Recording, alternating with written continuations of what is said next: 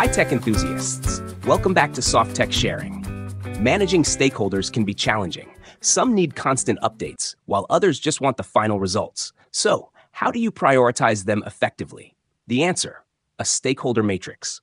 In this video, I'll cover what a stakeholder matrix is, how to categorize and prioritize stakeholders, and a step-by-step guide to building one. Let's dive in. A stakeholder matrix, also called a power interest grid, is a tool that helps you prioritize and manage stakeholders based on two factors: power, how much influence they have over your project, and interest, how much they care about the project's outcome.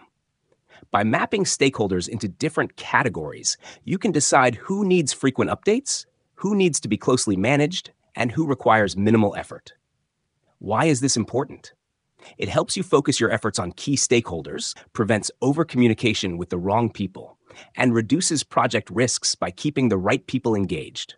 Once you assess power and interest, you place stakeholders into one of four quadrants. First, high power, high interest. These are key players. They are your most important stakeholders because they have authority and care about the project's success.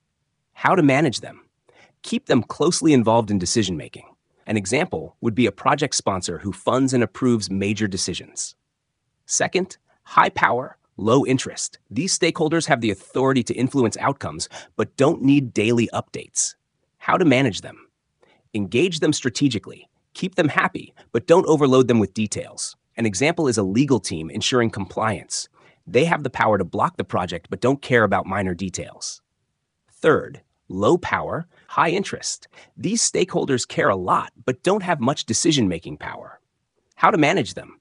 Send regular updates so they stay engaged. An example is employees using a new internal system. They won't make the final call, but are deeply affected. Lastly, low power, low interest. These stakeholders have little influence and low involvement. How to manage them? Just keep an eye on them and update them if necessary. An example is the general public for an internal software update. They don't need much communication. Now let's go through 4 simple steps to create your own stakeholder matrix. Step 1. Identify stakeholders. List all people or groups affected by your project. This can include executives, managers, customers, users, regulators, and suppliers. Step 2. Assess power and interest. Assign each stakeholder a high or low level of power based on their influence and assess their level of interest in the project. A simple way to do this is by asking, can they approve, delay, or block the project? If yes, they have high power.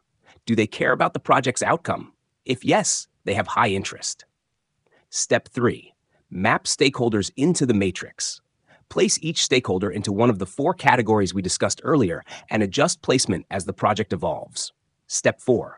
Develop a communication and engagement plan. Key players. Involve in decisions and meet frequently. Keep satisfied. Send important updates but avoid unnecessary details.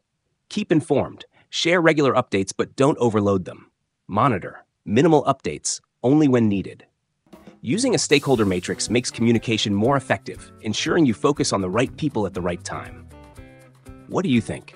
Have you used a stakeholder matrix before? Let me know in the comments. Like and subscribe for more business analysis and tech insights. See you in the next video.